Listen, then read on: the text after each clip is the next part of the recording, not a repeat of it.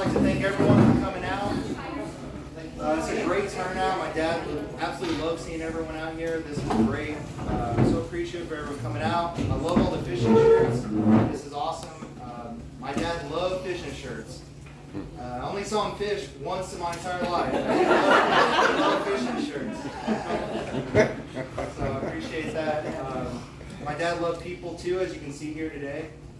He had a big personality. He was very charming. He always had a lot of friends, a lot of lifelong friends. He just had that gift, and he held people to certain standards. He didn't want to be friends with someone who was unethical or did shady things. He wanted good people around him, and that came to food too. He went to a barbecue once, and they served him a turkey burger and didn't tell him it was turkey, and he almost walked out. He was so pissed about that. So, my dad, he lived life to the fullest. He had stresses in his life like we all do. He grew up on a farm. He was in construction rental for a long time.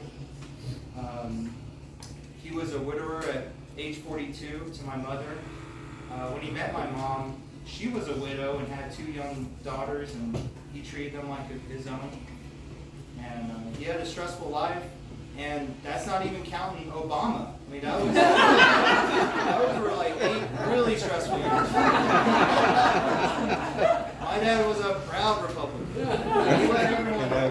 And it wasn't just like post something on Facebook and just live with it. Like, he would actually go out and volunteer. He would help people run. People that he would believe in, he would donate his time and help them. And that says a lot about the way that he is.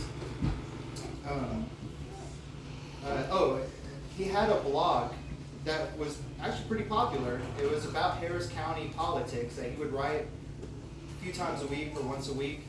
And it had a good following, and he actually wrote a letter to Rick Perry, telling Rick Perry that he was going to endorse him to run for re-election for governor.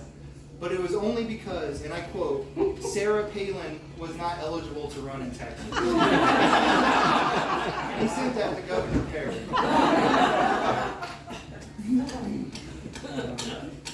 But my dad, he was a great family guy. When I lost my mom, I was 10 years old, and we were close, but we became even closer. He was my biggest cheerleader. He was always there. He was there ready to teach me a new thing, or I loved history. We would just drive in the car, and he would tell me about World War II, about Patton, and everything else. He loved finding out what I would get into. If I had a new idea, a new crazy way of making money or something as a kid, he would listen to me and tell me why it's crazy or a good idea or whatever. So he was great. One thing that I'm really I always think about my dad, and especially when I was a kid, was his ability to tell stories. He was a great storyteller, and he would have everyone's attention. He knew how to pace it along, and his favorite story that he would always tell isn't really a happy story. It's more of a story of how he almost tried to kill somebody. He's a liberal, wasn't it? So he sold a piece of construction equipment with his best friend Dan Tosado, and they had to deliver it close to the Mexican border. And he met these couple of guys. He had the equipment. He got some cash, put it in his sock, I'm sure, and was ready to go deliver it. And these guys said, "All right, follow me, and I'll show you where to deliver this equipment." And so they're following, and then all of a sudden they're going down a dirt road, and then they're going through a corn patch, and Dan Tosado looks at him and says, "This is it. They're going to kill us. They're going to kill us. They're going to take the money out of your sock, and they're going to take the equipment, and that's it." So they're like, "Okay, that's it. We have to defend ourselves." So they're going through the truck. They find a hammer and a crescent wrench. And they say, when these guys stop, we're going to get out of the truck, we're going to run at them, and we're going to kill them.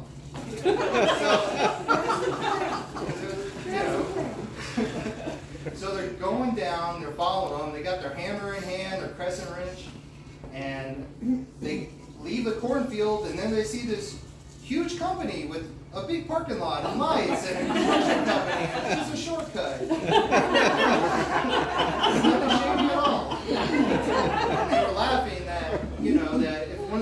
guys pulled over to take a leak, they would see two grown men with a hammer and a crescent wrench running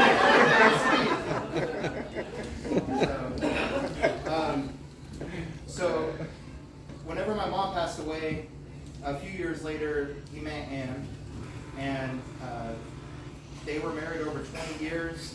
They were partners. They were never away from each other, always together, and they loved to travel. They probably went to close to probably 40 states across the United States. It was their favorite thing to do. And he never went to California, though. I love California. Dad, where are you going to California? He said, when all the liberals leave. He was proud to never have gone to California a day in his life. But him and Ann were partners all the way till the end. It's really good to know that, you know, he had his partner right by his side when he passed. And not a lot of people can say that, you know, that happened. He went out completely on his terms. He didn't want to die in a hospital. He went out the way he wanted to, and I'm very happy about that. I appreciate that. It's really good there. When they got married, my dad asked me to be the best man, and I was happy to do it. I was excited. I went up there. I was very pretty. I had a nice. I was looking good, and I stood up there, did my job, went there, and they said, "All right, we're ready for the best man speech." And I said, "Best man what?" I had no idea. I was in 9th grade. I didn't know I was supposed to prepare a speech. And it was terrible. I did something right off the top of my head. And, you know, I kind of regretted that I didn't prepare, I didn't know. And so ever since then, I've always wanted to be a best man in a wedding. I've been a groomsman many times, but I haven't been a best man. Because I want to redeem myself. And what I love about a best man speech, my favorite thing about it is that someone gets to stand up in front of everyone and tell the world how awesome their best friend was. And I think I've done that today. Yeah.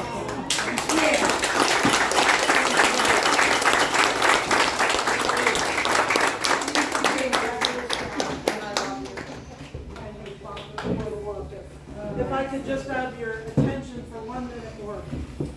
For those of you who don't know me, and I'm sure there are people here who don't know me, I'm Alvin Walker, and as Daniel said, Al and I were married for over 20 years.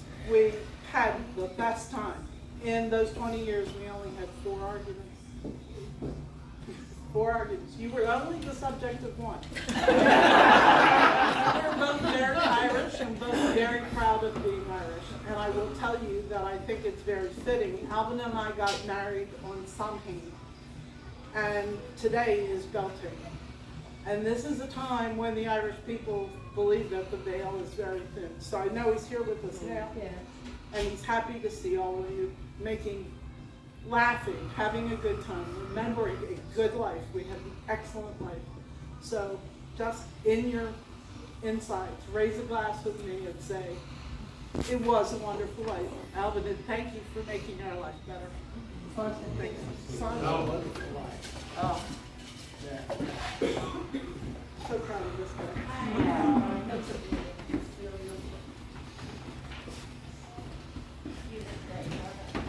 You did. You did.